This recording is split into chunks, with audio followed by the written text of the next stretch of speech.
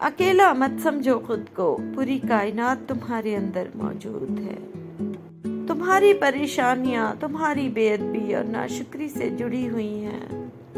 नेक लोगों की कुर्बत से हमेशा फायदा होता है। तेरी दाढ़ी तेरे बाद पैदा हुई मगर सफेद हो गई और तू अभी तक वैसे का वैसा काला है।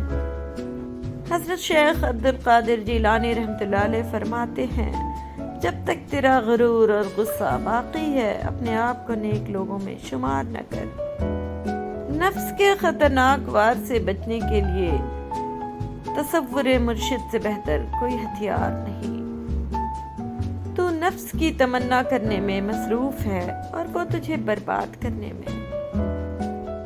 ताल्लुक भी रिस्क की तरह होता है, बदनीयती आ जाए तो बरकत खत्म हो जाती है। सच्चा आशिक अपने दिल के दर्द से साबित होता है। दिल की बीमारी जैसी कोई बीमारी नहीं है। रूमी रहमतुल्लाह अलैह से किसी ने पूछा, कौन सी मौसीकी म्यूजिक हराम है? रूमी रहमतुल्लाह अलैह ने जवाब दिया, अमीरों के बर्तनों में चम्मच की वो खनक जो गरीब और भूखे के कानों तक पहुंचती हो। मैंने शम्स से पूछा कि तसव्वुफ क्या है? उसने कहा, दिल में खुशी महसूस करना जब तक ज़ाहिर हो। बिस्मिल्लाहिर्रहमानिर्रहीम। जो मार्फत इलाही पा लेता है वो गिला करना छोड़ देता है और ज़ाती ख्वाहिशात के चंगुल से निकल आता है। मैंने पूछा, हसद क्या है? कहने लगे, रब की तक़सीम से इख्तिलाफ रखना। इंसान दूसरे इंसान को जो सबसे बड़ा तोहफा अता कर सकता है वो वक्त है। इससे कीमती तोहफा इंसान को नहीं दे सकता। जब हम अपने खुदा के सामने तौबा करते हैं तो न सिर्फ हमारी तौबा कबूल होती है बल्कि हम भी कबूल हो जाते हैं और ज़िंदगी आसान हो जाती है। मर्द हर बाजी दिमाग से खेलता है। कभी कभार कोई एक बाजी ऐसी होती है जिसे वो दिल से खेलता है, और जिस बाजी को वो दिल से खेलता है उसमें मात कभी नहीं खाता, क्योंकि वो बाजी अना की बाजी होती है।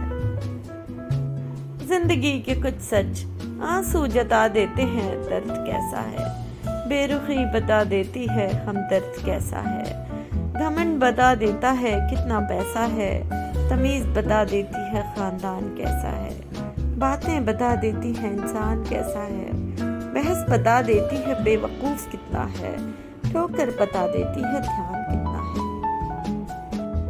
सब्र, शुक्र, जिक्र और फिक्र चारों बहुत बड़ा दर्जा रखते हैं। सब्र मुश्किल को टालता है, शुक्र नेमत को बढ़ाता है, जिक्र दर्जात को बुलंद करता है, फिक्र गुनाहों से रोकता है।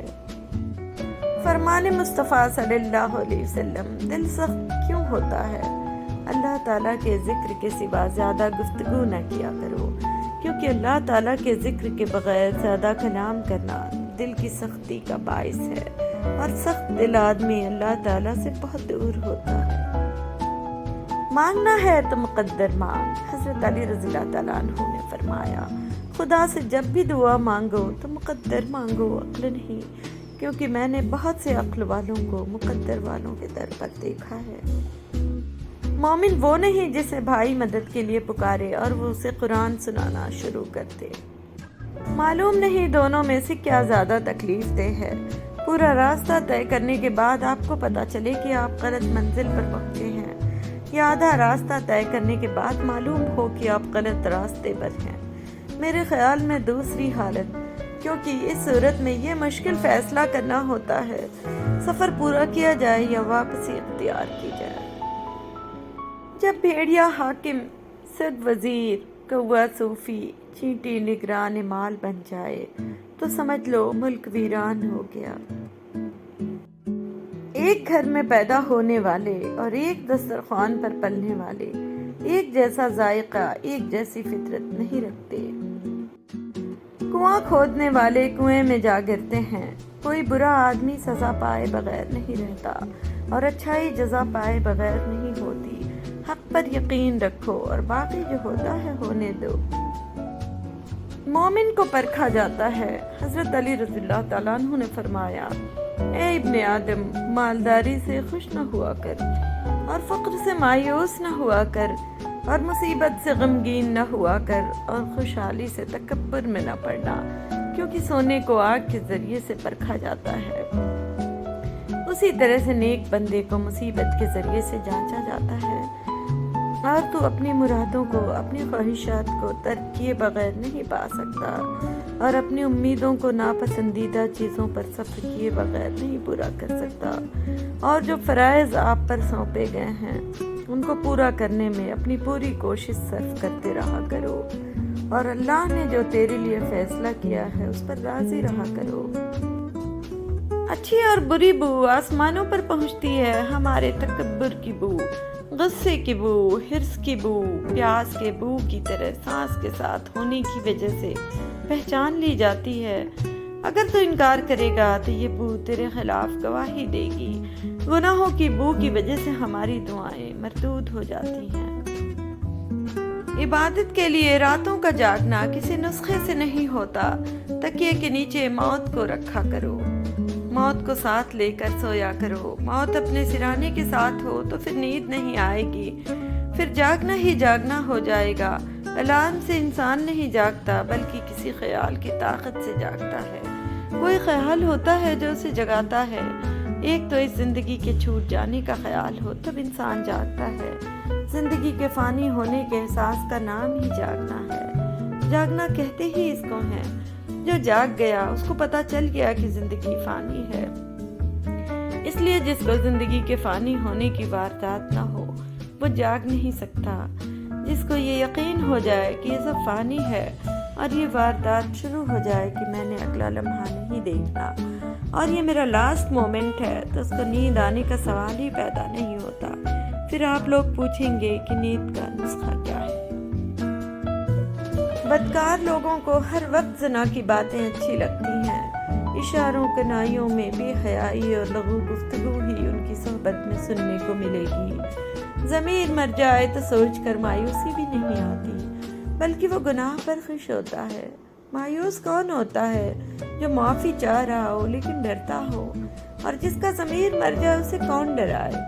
تو اگر ایسے لوگوں کے پاس بیٹھو گے جو گناہوں پر دلیر ہیں، وہ تمہیں بھی مائل کرنے کو دلیلیں پیش کرتے رہیں گے۔ ایسے میں بہتر ہوتا ہے کہ انسان کچھ بدل نہ سکے تو اپنی پسند کا ماحول تلاش کر لے، یا پھر تنہائی بہترین ہے۔ غرور کسی انسان میں اس وقت تک نہیں آ سکتا جب تک وہ بدقسمت نہ ہو۔ نصیب والے، قسمت والے ہمیشہ عاجز و مسکین بن کے رہے۔